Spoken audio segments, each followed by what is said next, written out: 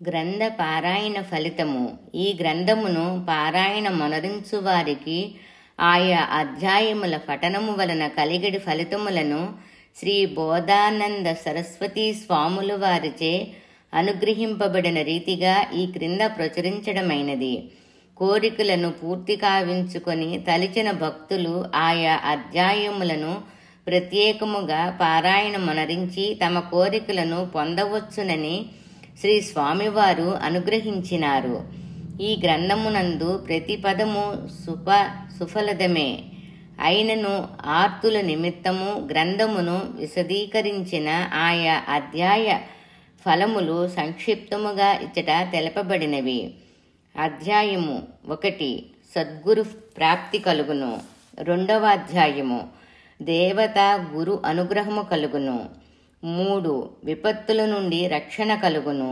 4 సత్ప్రోక్త ప్రాప్తి అంటే మంచి పుత్రుడు కలుగుతాడు. సత్పుత్ర అంటే పుత్రుడు. 5వ అధ్యాయము లోకవంద్యుడకు పుత్రుడు కలుగును. 6వ అధ్యాయము ఈశ్వరానుగ్రహ ప్రాప్తి.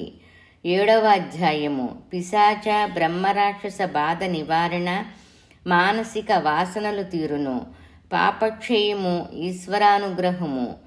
8వ అధ్యాయము మాతాపితరులు చేసిన దోషములు హరింపబడును, శత్రుక్షయము, ఈశ్వర అనుగ్రహము.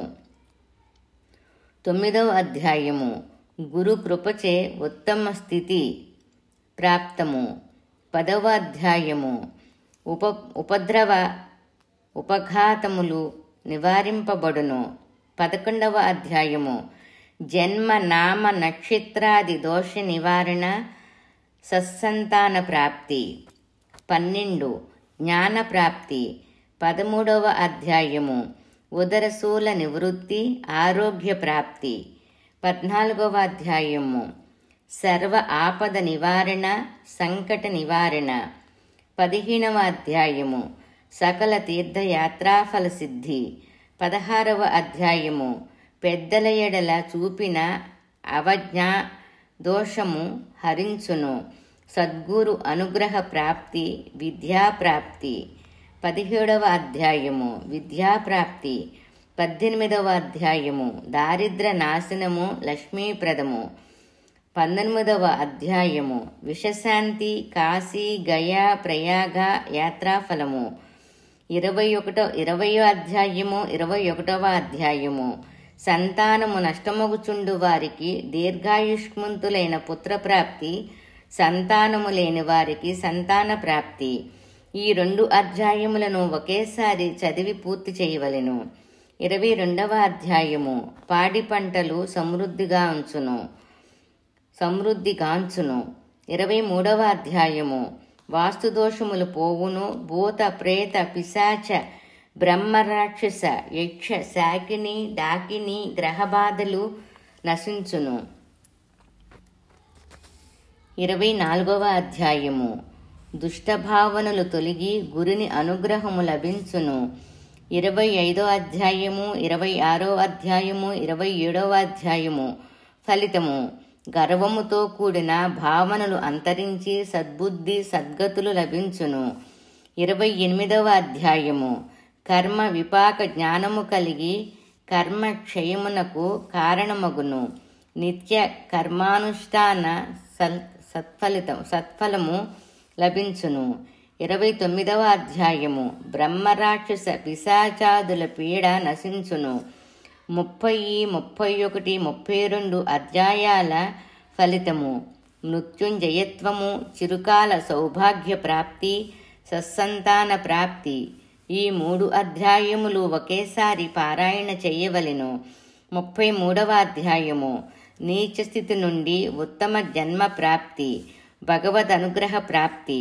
34వ అధ్యాయము తస్కరజ్వ రనివృత్తి, గండ నివారణ, ఆరోగ్య ప్రాప్తి, చిరంజీవత్వ సిద్ధి. 35వ అధ్యాయము ఈశ్వరానుగ్రహ ప్రాప్తి, సౌభాగ్యము, సుమంగళిత్వ సిద్ధి.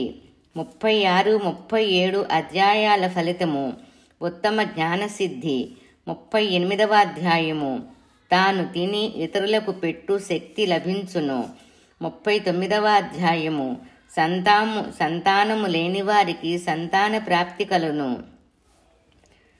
39వ అధ్యాయము సంతానము లేని వారికి సంతాన ప్రాప్తి కాగలదు. 40వ అధ్యాయము కుష్టు బాధ నివారణమగును. 41, 42 అధ్యాయాలు గురుభక్తి సిద్ధించును, గొప్ప స్థితి లభించును, కాశీయాత్ర ఫలము. 43వ అధ్యాయము ఫలితము శ్రీ మహావిష్ణుని అనుగ్రహ ప్రాప్తి, సర్వదోష శాంతి. 44వ అధ్యాయము శ్రీశైల యాత్ర ఫలసిద్ధి. 45వ అధ్యాయము చర్మరోగ హరము, శ్రీగురుని అనుగ్రహ సిద్ధి, విద్యాప్రాప్తి. 46వ అధ్యాయము ఫలితము సర్వాభిష్ట సిద్ధి.